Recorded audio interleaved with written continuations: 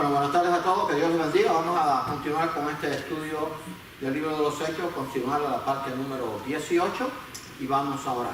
Señor, amante Padre, te damos gracias por tu amor, por tu misericordia, por lo bueno que tú eres. Glorificamos y magnificamos tu nombre.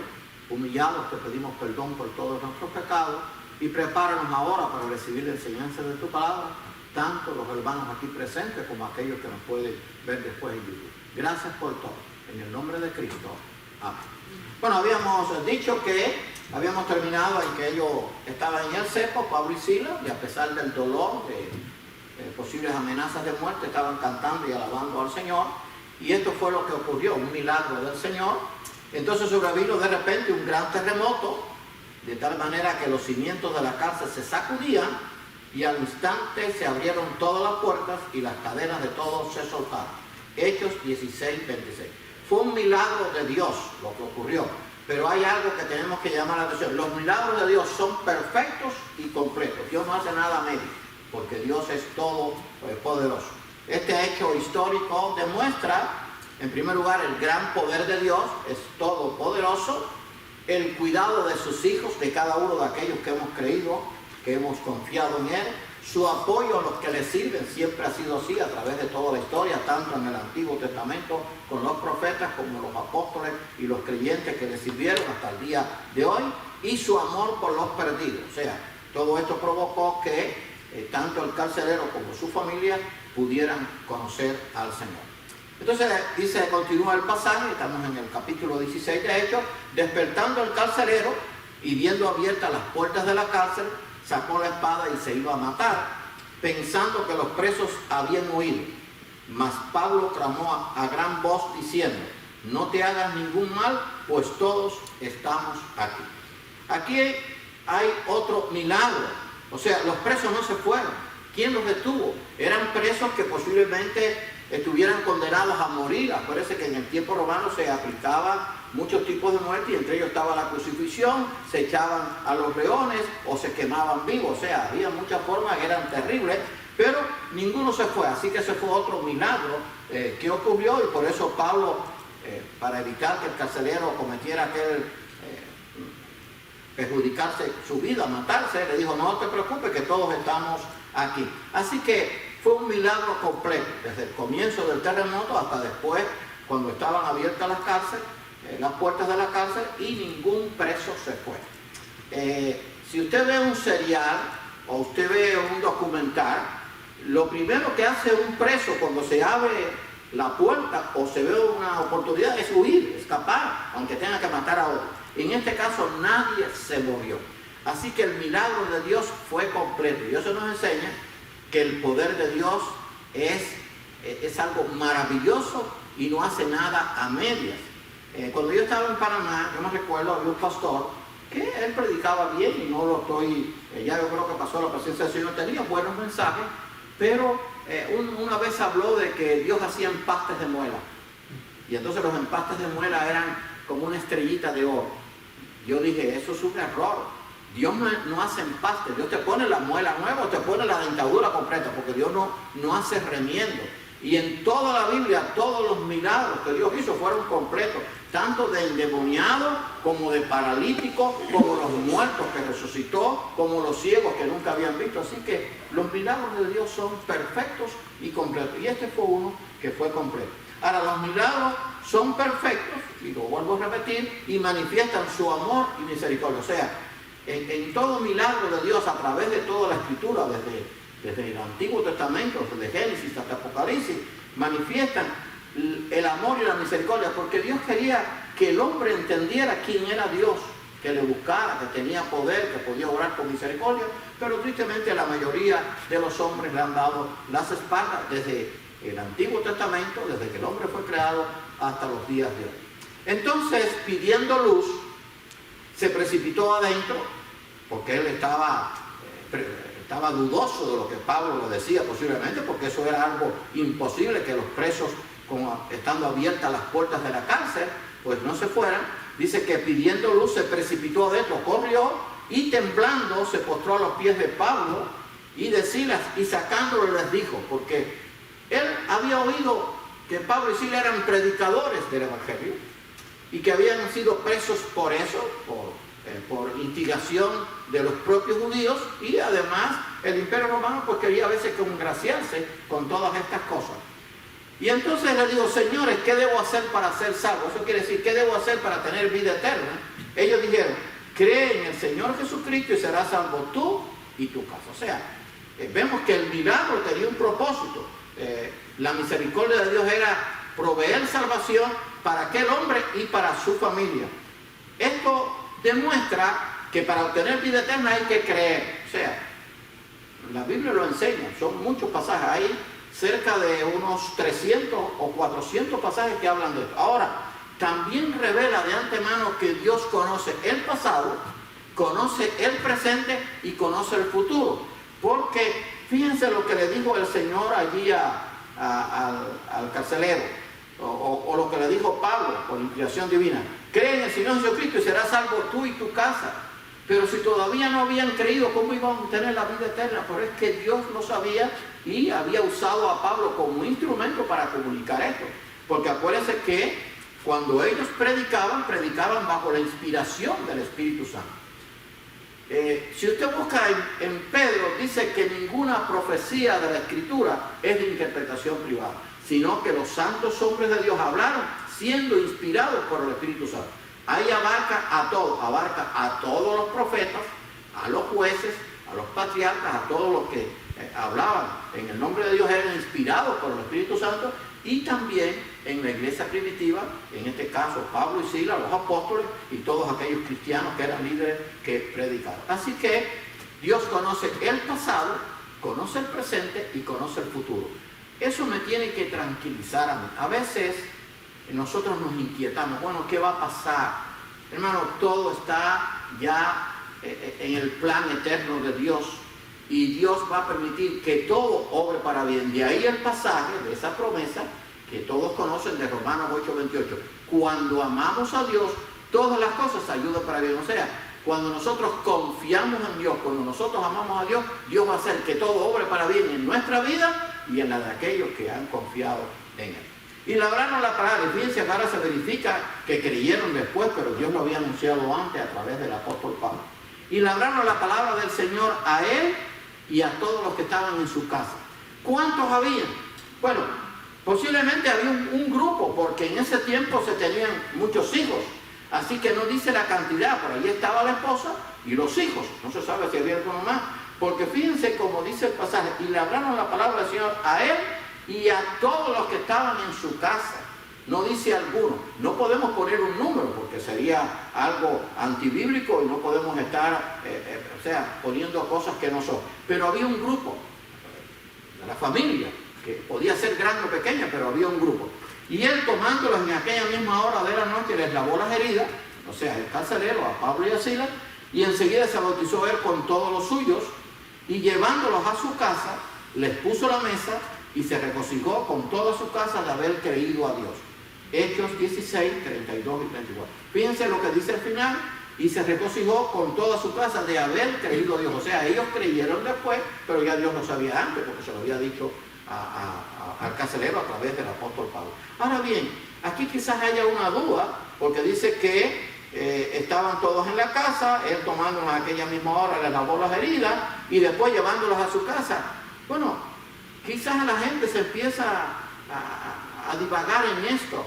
Quizás él tenía dos casas, una más cerca, una más lejos, una casa que era la que él iba para estar a tiempo para regresar a su guardia, y la casa donde vivía la familia. Pero el asunto es que toda la casa pues se regocijó de haber creído a Dios. Así que todos los integrantes de la casa creyeron en el Señor y se bautizaron. En ese entonces, y es bíblico, cuando la gente creía se bautizaba, lo bautizaban al momento. Eso era así.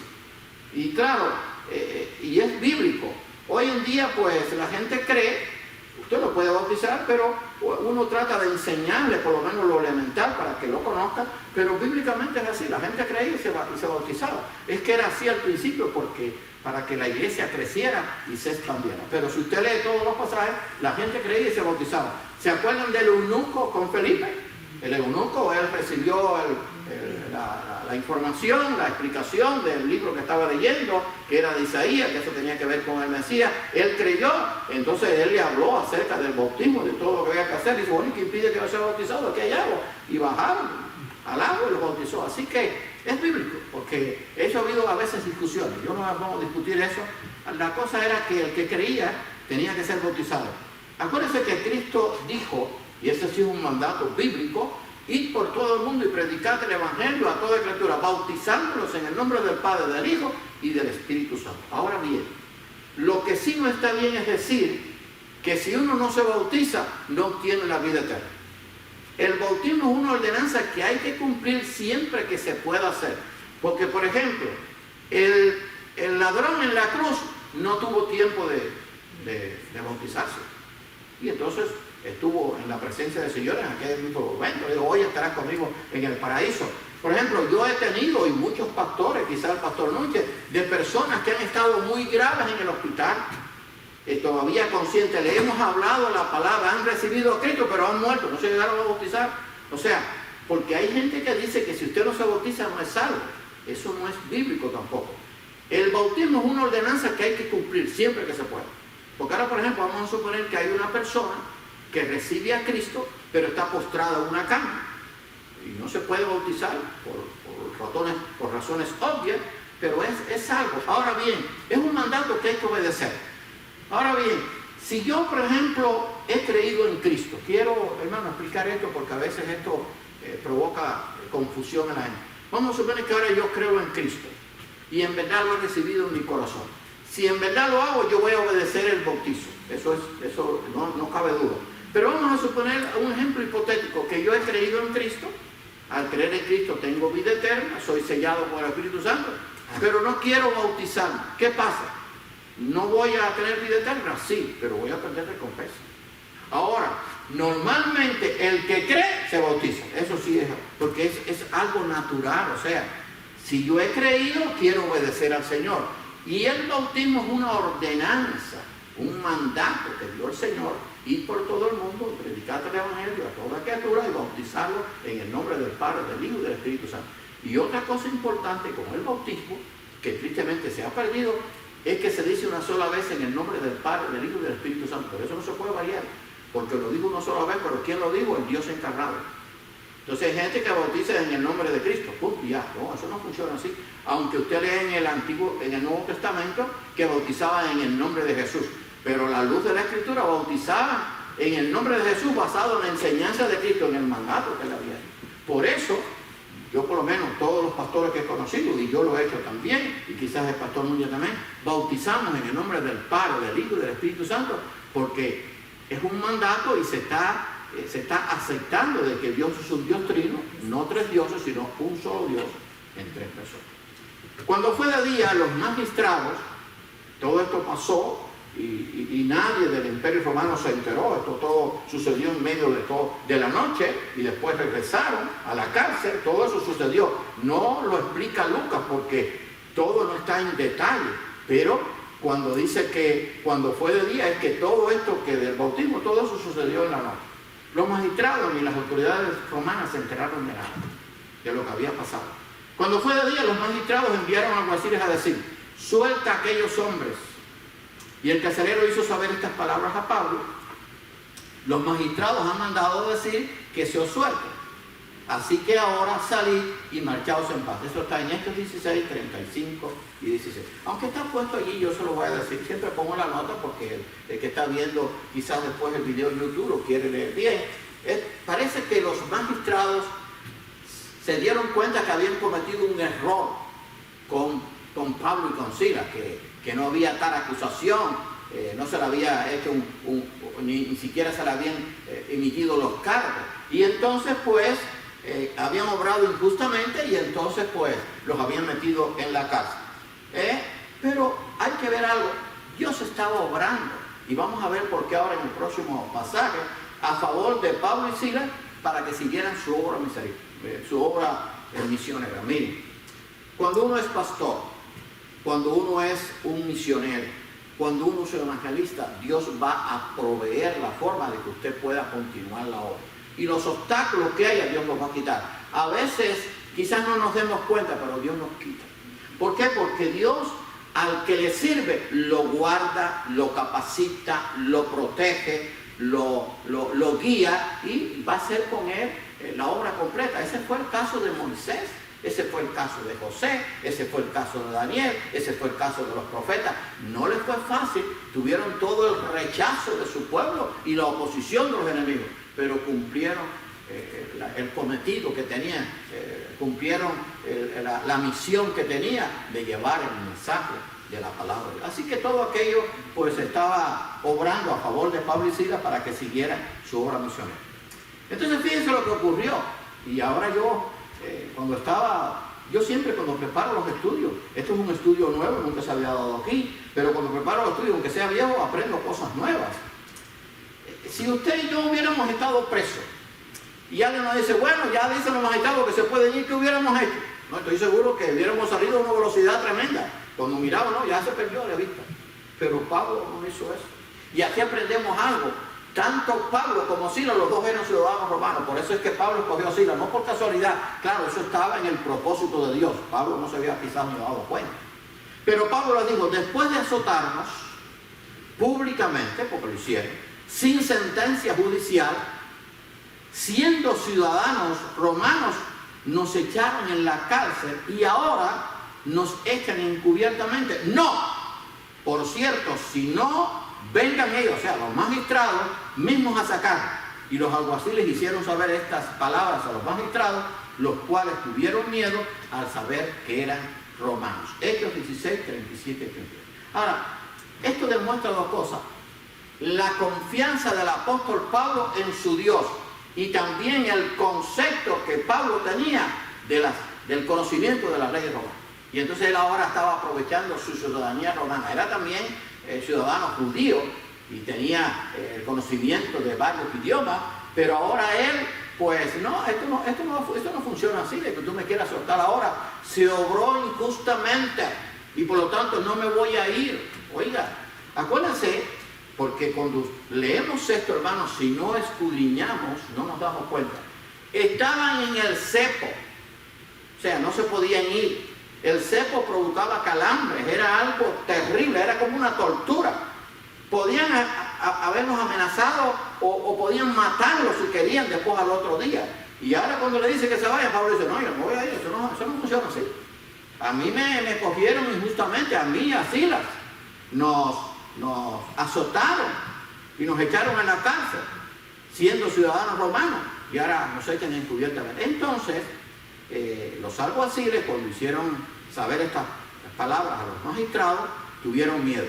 Según las leyes romanas, porque eso está en la historia, mire, el imperio romano llega hasta nuestros días. Muchas de las leyes que existen en los países democráticos, el Senado, la Cámara de Representantes, las leyes vienen del imperio romano. El imperio romano fue muy cruel, pero tuvo muchas leyes buenas. Y entonces las leyes romanas no permitían imponer un castigo corporal a un ciudadano romano. Era considerado un grave crimen, escuche bien, y más aún teniendo un juicio injusto. O sea, no se podía imponer un castigo corporal a un ciudadano romano, o sea, no se podía hacer por la categoría de que estaban como ciudadanos romanos del imperio, y más aún teniendo un juicio injusto. Y podían los magistrados perder su cargo. Fíjense cómo era la cosa. O sea, no importaba lo que estaba predicando Pablo y Silas, aquello le podía costar los cargos a los magistrados, porque las leyes romanas lo amparaban.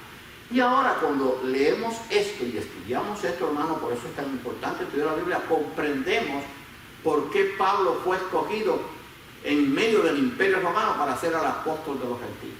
Porque tenía a su favor, en primer lugar, el poder de Dios, el respaldo de Dios, la guía de Dios, el poder de Dios, pero también la ciudadanía romana que lo amparaba para poder hacer cosas que otros quizás no podían hacer. Y entonces este hecho, no crean que se quedó ahí, esto se corrió.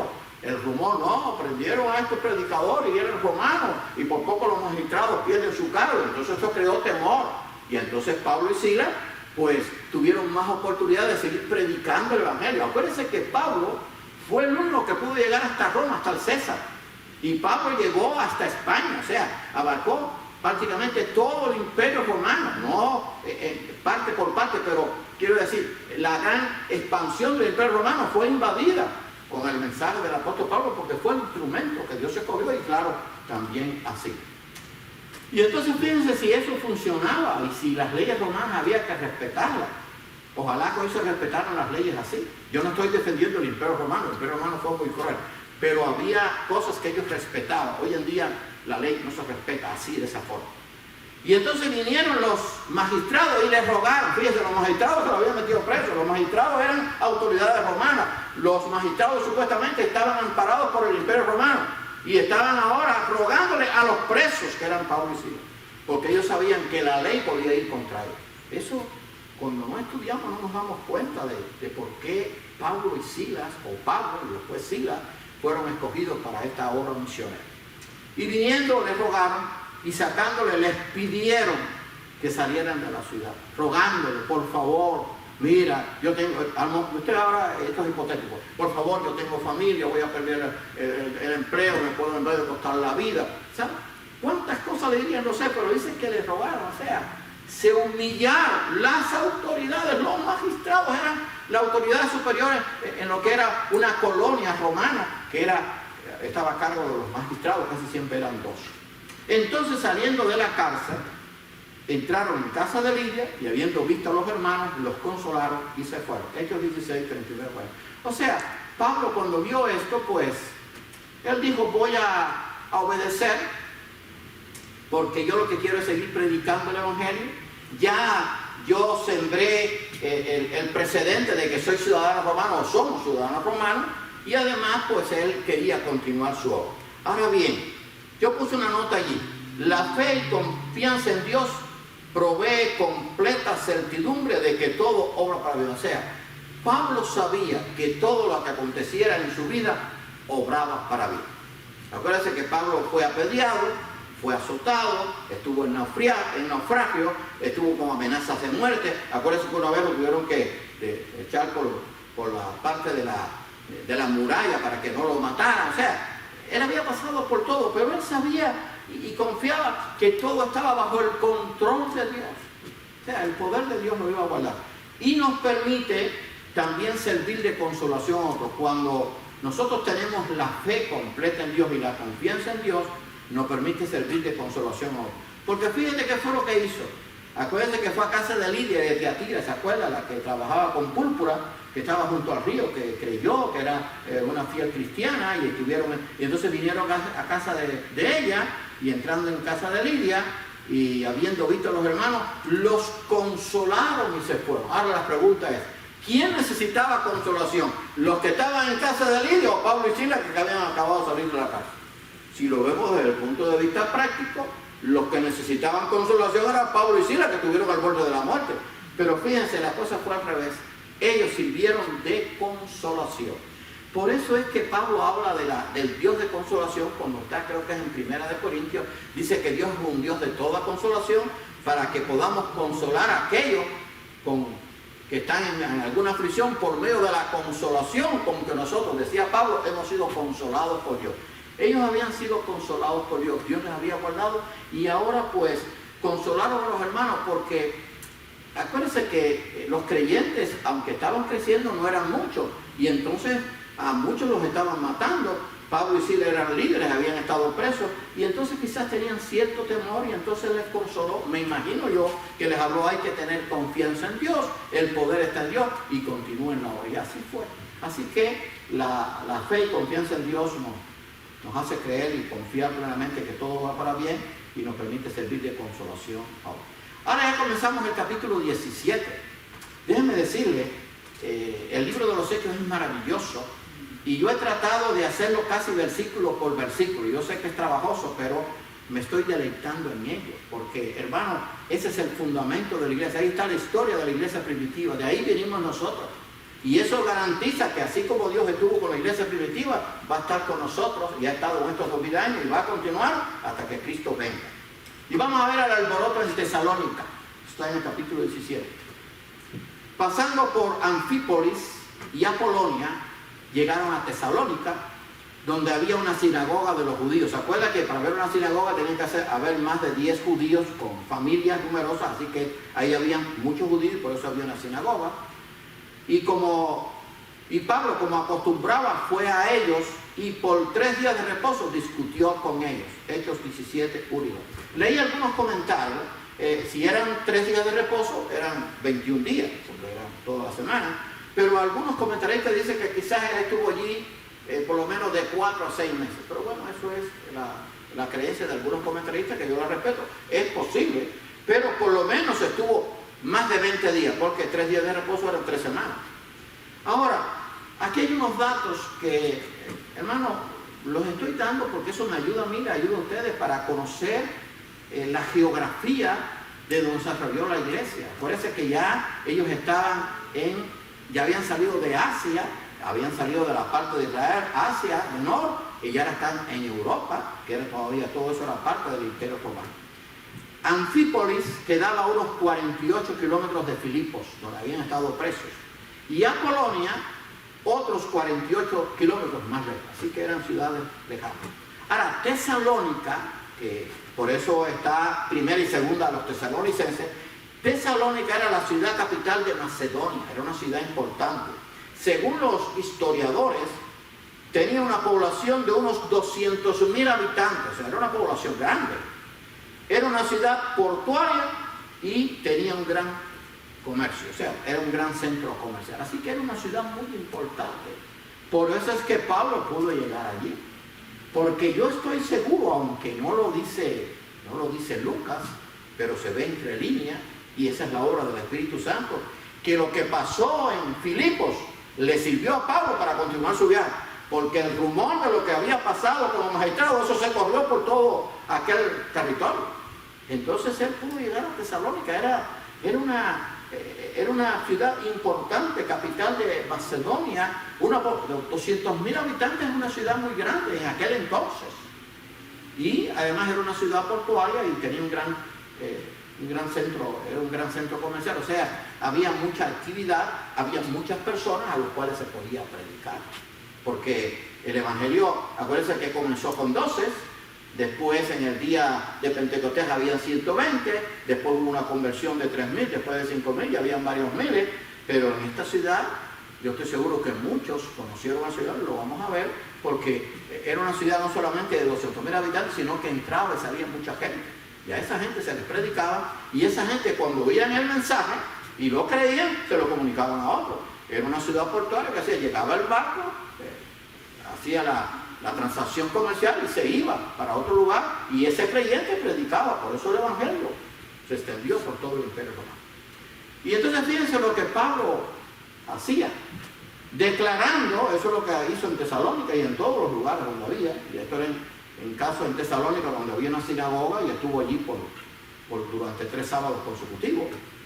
Y en la sinagoga, esto fue lo que hizo, declarando y exponiendo por medio de las Escrituras que era necesario que el Cristo padeciese. Acuérdense que en la sinagoga se reunían los judíos, la mayoría de los judíos no creían que Cristo era el Mesías, que era necesario que el Cristo padeciese y resucitase de los muertos, y que Jesús, a quien yo os anuncio, decía él, es el Cristo. Hechos 17:3. Yo creo que con esta parte vamos a terminar. Hermano, esto es lo que yo hago. A mí me ha ayudado mucho en mi vida cristiana. ¿Por qué? Porque si usted lee la Biblia y se queda con el conocimiento, lo he dicho no sé cuántas veces, eso es vago, sí, el tener conocimiento bíblico es bueno, pero si usted no lo aplica a su vida, de nada sirve. ¿Qué yo veo aquí en primer lugar? Dice que declarando y exponiendo por medio de las Escrituras, o sea, Pablo no hablaba nada que no estuviera respaldado por las Escrituras. Ahora, en este tiempo, ¿cuáles eran las Escrituras? Desde Génesis hasta Malaquías. Y posiblemente todavía, no sé si quizás todavía Malaquías, algunos de los profetas menores no estaban completos, pero usaba las Escrituras. Eso nos indica que el uso de la Biblia es muy importante en la predicación del Evangelio. Yo puedo hablarle a ustedes muchas cosas de la manera quizás mejor dicha, mejor expresada. Puedo ser considerado un ejemplo, no que yo lo sea, un gran orador, pero si lo que yo digo no tiene respaldo bíblico, hermano, de nada sirve. Pablo era un gran orador, pero él usaba las escrituras. O sea, lo que él predicaba estaba basado en las escrituras. ¿Y saben por qué Pablo fue escogido? No solamente por ser ciudadano romano, porque era judío, era fariseo y se conocía las escrituras, por lo menos lo principal de ellas, al dedillo. Porque Pablo era celoso.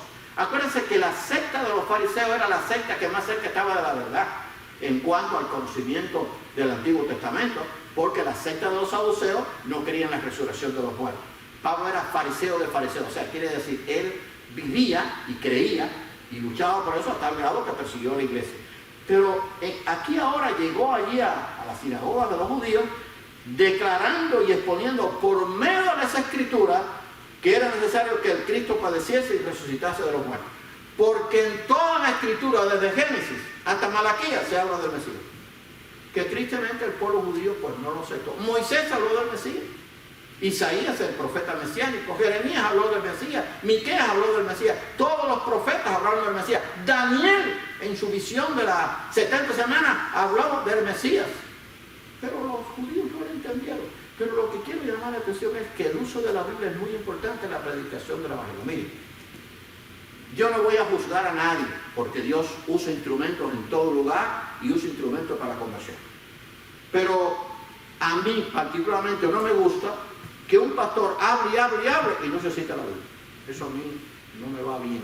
Puede ser que lo que esté diciendo sea correcto, pero es que lo que va a tocar el corazón de la gente no es mi palabra, es la palabra de Dios. No sé si me estoy explicando. O sea, yo puedo decir muchas cosas aunque esté basada en la Biblia, pero cuando leo el pasaje, hermano, déjame ver si lo digo bien. Mi palabra por sí sola es como una palabra muerta, pero la palabra de Dios es una palabra viva. Entonces yo la digo basado en lo que dice la Biblia, pero cuando leo la Biblia le estoy dando a la persona el mensaje de Dios. Entonces, cuando esa persona quizás rechaza el mensaje que yo estoy dando, no me está rechazando a mí, está rechazando a Dios. Eso era lo que hacía Moisés. Dios lo dijo justo. Y eso es lo que hizo el apóstol Pablo. Y eso tenemos que aprenderlo. Nunca permita, por muy buen predicador que sea, que no cite la Biblia. Tiene que citar la Biblia. ¿Para qué está la Biblia? Para citarla. Yo le voy a dar un reto a usted. Busque todos los mensajes y estudios que yo he dado, todos. A ver cuántos pasajes bíblicos yo cito. Pero no aquí, cuando estaba en Miami igual. Entonces la gente me decía, pastor, usted cita muchos pasajes bíblicos. ¿Qué tú quieres que yo haga? ¿Que cite pasajes de qué? ¿De un libro de Shakespeare? ¿O de un libro de historia? No, yo tengo que citar la Biblia. ¿Por qué? Porque esto es lo que yo quiero que tú conozcas. Yo te puedo decir algunas cosas y te puedo engañar con mi argumentación, pero Dios no. Entonces cuando Dios habla es diferente. Por eso es que Pablo tuvo éxito, porque exponía por medio de las escrituras de la Biblia que Jesús era el Cristo, que había resucitado de los muertos y que necesitaba que padeciese, y dice, a quien yo os anuncio, decía él. Hay que dejar que Dios hable, lo puse allí, y que lo que prediquemos tenga completo apoyo. Hermano, eso es lo que es aplicar la Biblia o el conocimiento a nuestra enseñanza. Si yo no uso la Biblia, pues no tengo poder ninguno.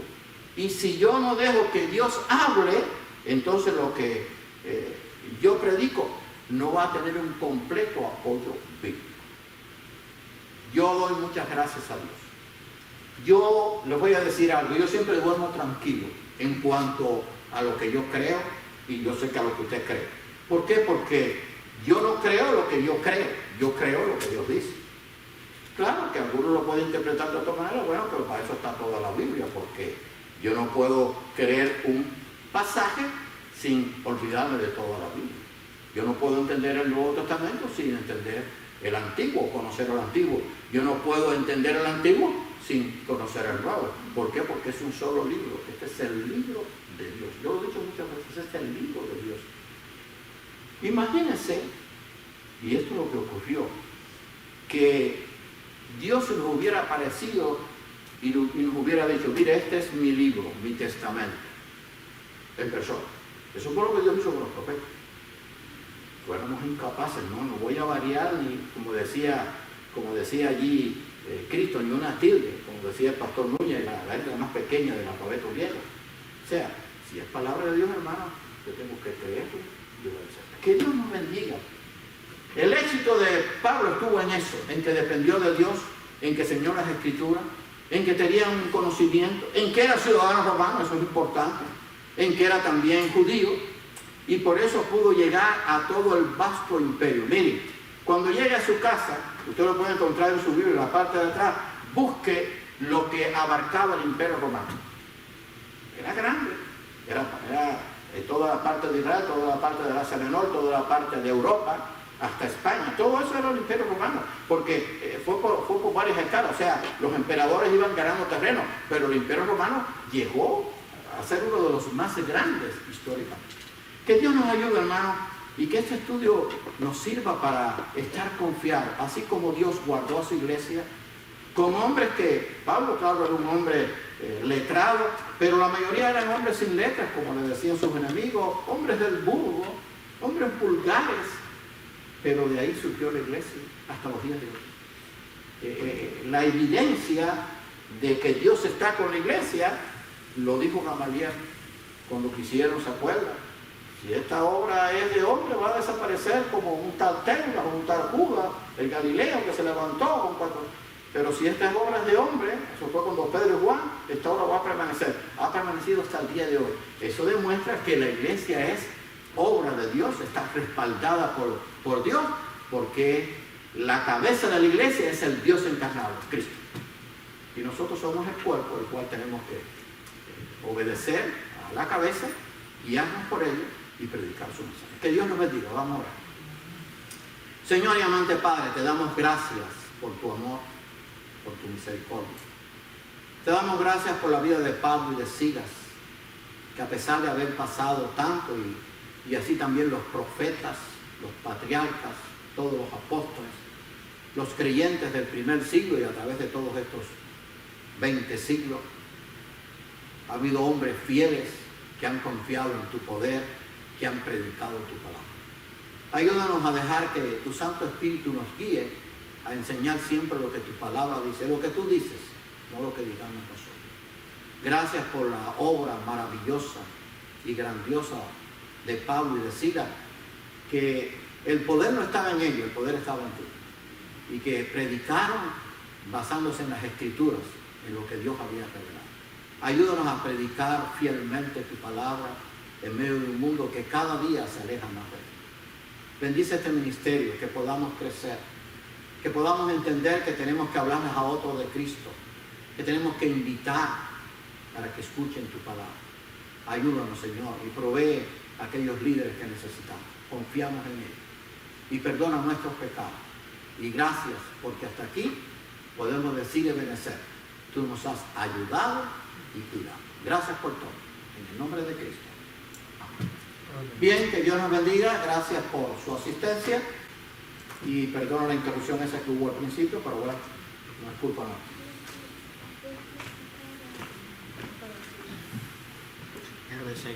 ¿Cómo estás, Marta? ¿Todo bien en tu familia? Sí, porque no, muy bien, muy bien. Ahí, viste cómo hice ejercicio, ¿no viste en Facebook? Yo montando hamaca con el... No tengo Facebook. Bueno, yo estaba montando hamaca con mi nieto todos los días. Y iba al lago caminando con él también, llevándola en el carrito. No. Precioso. No, todo el mundo bien. Oye, gracias, Julio. Todo el mundo bien, gracias a Dios. Sí.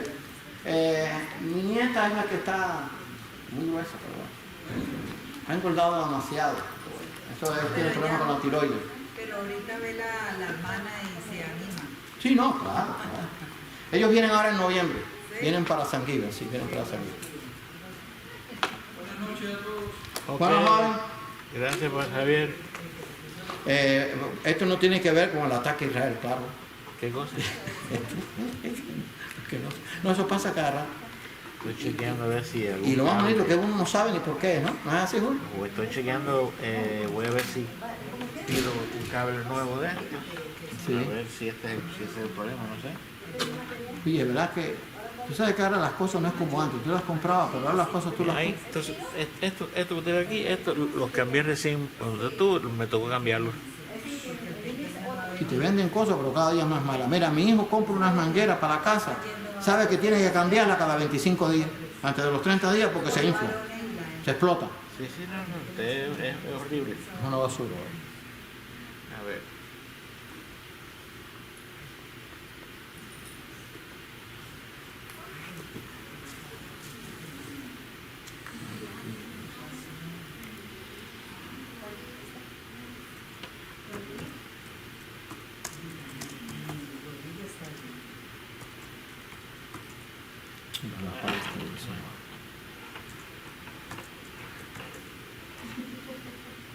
Mimi, ven un momentico, please, ven.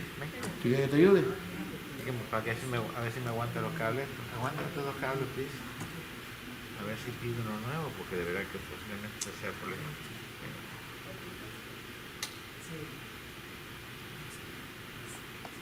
Y eso deben darle, no van garantía, Julio, ¿no? No. ¿Quiere tomar? este? No, sí, se da la vuelta, sí, quiero tomar, no, porque quiero tomar la foto de ella. No, necesito saber la entrada esa.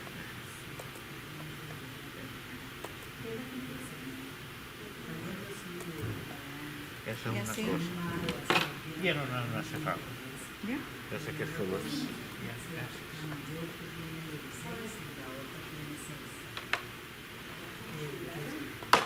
El audio está bien.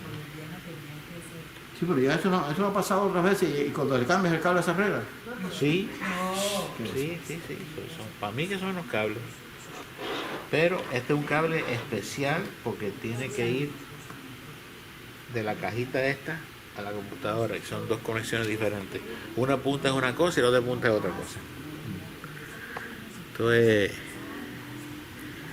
necesito todo.